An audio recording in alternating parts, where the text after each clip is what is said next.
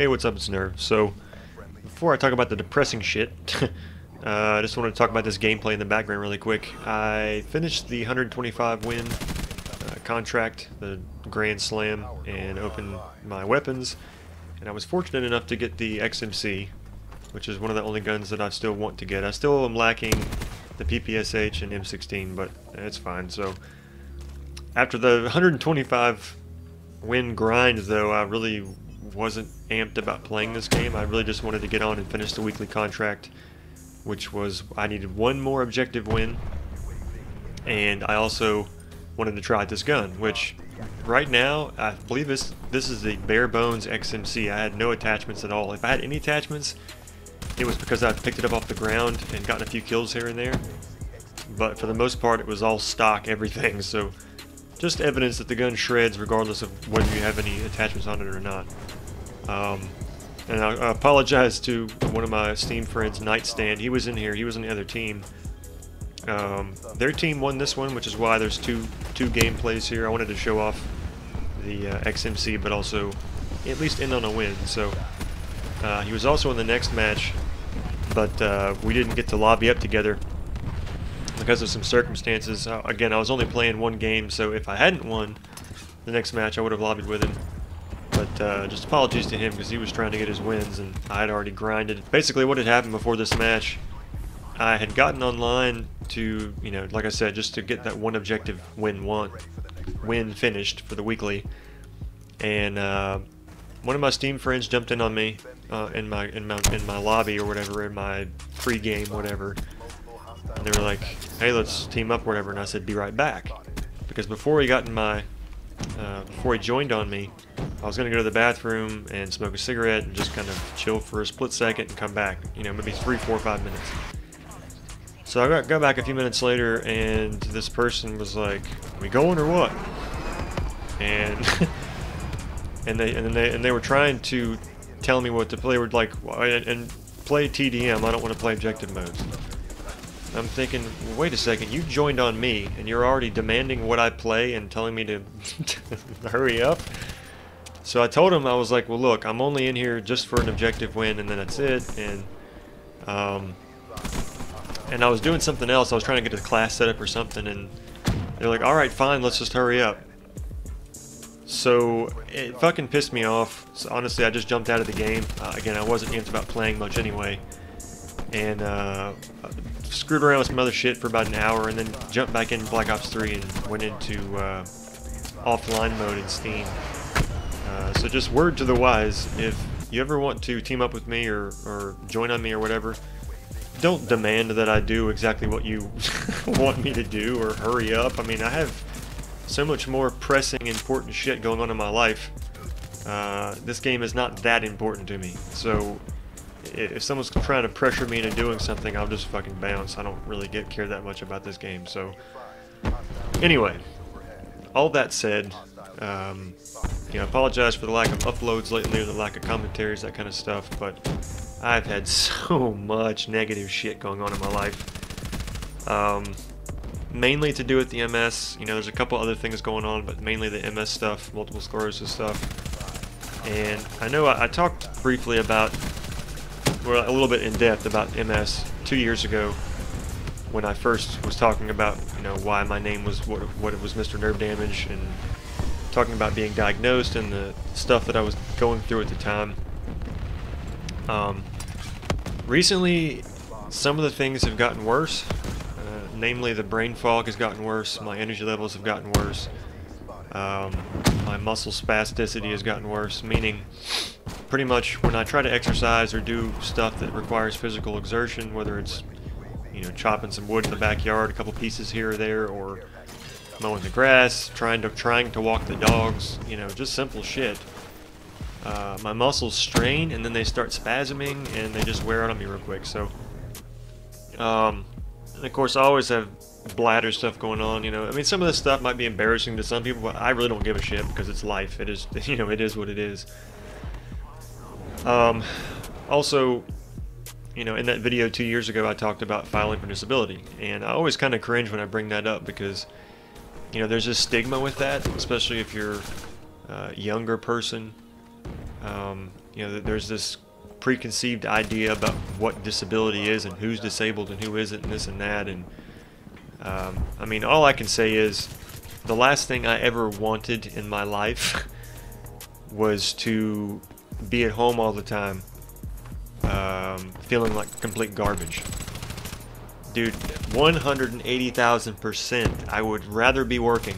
I would rather be at a job, even at the same job that I was at where I was doing before. I'd rather have any kind of job than to feel shitty enough to where I gotta stay home all the time and can't do much of anything. So, you know, and I talked about that in the old upload, so I don't really want to touch on that too much more. I just was referencing that because of what I'm about to say. 2 years ago, I mentioned filing for disability, and I was subsequently denied the first time, appealed it, denied the second time, which took about a year and a half. And that's pretty standard though. Most people do not get approved for their first applications at the initial or reconsideration levels, because typically the people that they approve right up front are literally dying of cancer at that moment, or you know, aren't expected to live very long, that kind of stuff. However, I did get a notification that my hearing with the administrative law judge was a couple weeks ago. And that's the final stage, or whatever you get with your law office. They prepare for the hearing. You go before a judge, and basically you and your attorney, you sit down in front of an actual judge, along with a vocational expert who basically listens to the testimony and listens to the answers to the questions that the judge has, or that your attorney has, and they can look through the system and with their expertise decide whether or not there are any jobs in the United States or in your area that you could do regardless. You know, they don't care if there's one job in Alaska and you live in New York. It doesn't matter. They can deny you disability if there's a job anywhere in the US. So basically throughout the hearing, there's also a stenographer, which is a woman that, you know, types what's being said. So throughout the hearing, they ask you questions, and the vocational expert will say, okay, you know, there's however many jobs, blah, blah, blah. And basically what the judge does after all of the questioning, he'll ask the vocational expert, okay, here's circumstance or scenario one. And he says, if a person has these symptoms or whatever, could they have a job? And it's basically really mild symptoms. And the vocational expert will say, yeah, you know, there's 80,000 jobs in this field. You know, they can't work their old job, but they could work these 80,000 jobs, and then 30,000 here. Then the judge will ask him a second such scenario, which is slightly worse in symptoms.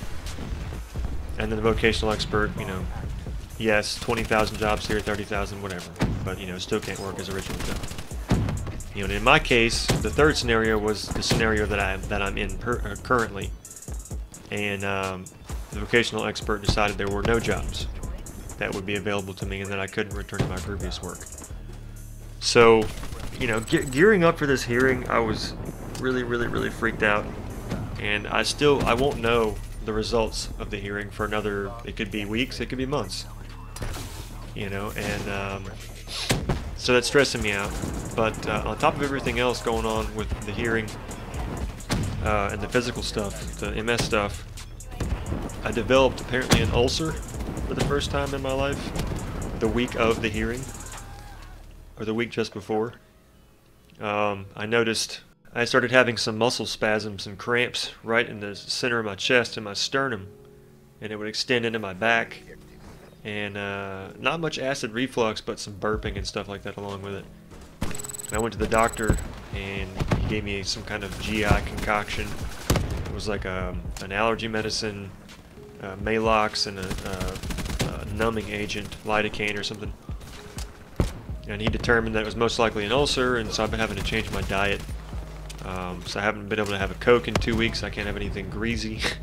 I can't have like strong cheeses or anything like that. So even eating has been a bitch. But getting back to the MS stuff, you know, on top of the ulcer, it's weird for me to even look at what I deal with on paper, because, you know, every day you know, I deal with different stuff, but mainly it has to do with the fatigue and sleep disruption, brain fog, and all that kind of stuff. But you know, I had a list that I brought into court with me that I didn't really even need to have to go over because we pretty much covered everything. But you know, just to recap for anyone that isn't really aware of my situation with the multiple sclerosis or whatnot, I have fatigue no matter how much I sleep. So I feel like I haven't slept even when I wake up. You know, I don't usually sleep more than 7 or 8 hours, but even if I get a full 7-8 hours of sleep, I don't feel rested at all. You know, sleep disruption, falling asleep. I have these hypnic issues, hypnic jerks it's called, where your body twitches at the exact moment you're falling asleep, along with like gasping and stuff. I have a hard time sleeping. And the waking confusion, it's like when people wake up and they're groggy, but for me it's all day, every day, and it's really severe when I first wake up, and it's even worse if I have really intense or vivid dreams.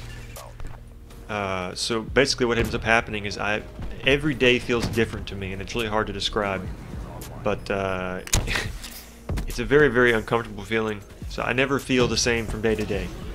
Every day feels different. I feel like a different person half the time. It's really weird. It's hard to describe.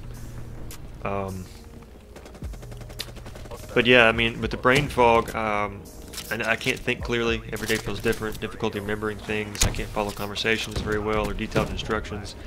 I usually have to read things several times before they sink in, which is definitely not how I used to be.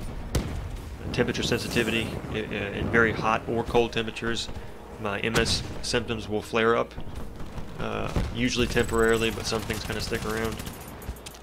This is the one I was talking about earlier that some people might find embarrassing, but it's just life. Neurogenic bladder, which I have a difficulty emptying my bladder fully, and usually have to make three or more trips to the bathroom in an hour to try and fully empty it. Or at least to feel like I'm fully emptying it. So, you know, along with all that, muscle spasms, depression, anxiety, balance and vertigo problems, I mean, I could kind of go on and on.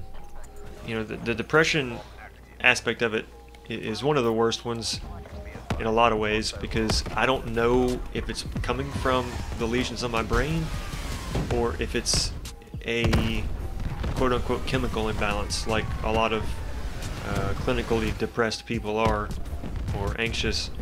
You know, and part of my struggle is that I think about things so deeply. I think about things more deeply than many people would. So even when I'm talking about being depressed, I question it myself. I'm like, okay, well, am I feeling this way because of all the negative, chaotic shit going on, or am I feeling this way because of the MS or a chemical imbalance? And unfortunately, for MS-related problems, there isn't like a specific medication that would help with depression, anxiety, that kind of stuff. So, you know, I'm really stuck between a rock and a hard place trying to figure out how to deal with it. And again, being 100% honest, you know, I'm not a very emotional guy in the sense of like crying about things. The other day I was watching, unless it has to do with, you know, a close family member or friend dying, and that includes pets, you know.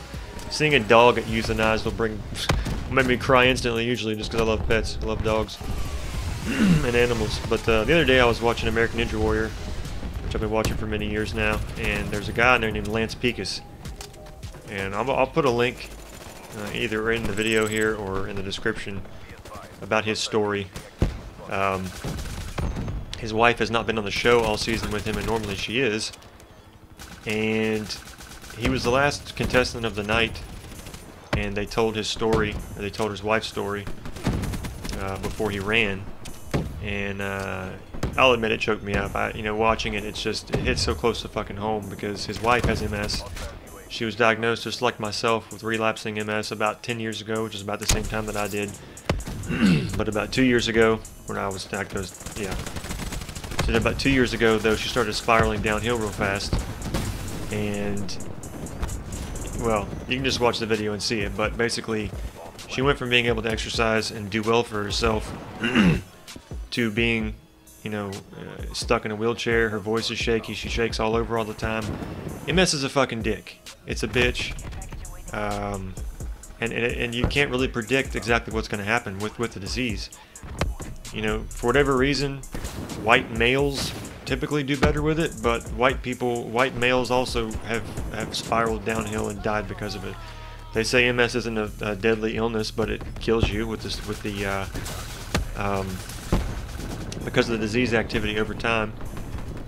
You can end up dying because of complications of MS, so it's the same thing. They just try to sugarcoat it, I guess. My neurologist, though, you know, tried to make me feel better about the situation, and he told me that in his entire career, which has been 40 years or at least, he's never seen someone spiral downhill extremely fast except once, and it was 30 years ago, before all the advances in science and whatnot. And it was a black kid, or a black young man, and he had developed a lesion on the back of his brain, which is the area that controls breathing and respiration, and he ended up going from being pretty okay to dying over a weekend. That's how fast it developed and hit him. So it's not impossible for that to happen, you know, but at the same time I'm just waiting for stem cell research. And this is a topic I could talk about for a long time, and I think that I probably already run out of video space. But I just wanted to update you guys, let you know what's going on in my life, and let you know why Call of Duty has not really been of much of importance to me lately. You know, hopefully some things can get better here and there, and I can get back to feeling normal, or not normal, but better than I have been. But just wanted to say that stuff, and if you guys like the video, don't forget to like and subscribe, and I'll catch you later. Hopefully some World War II PC beta stuff soon. Alright, later.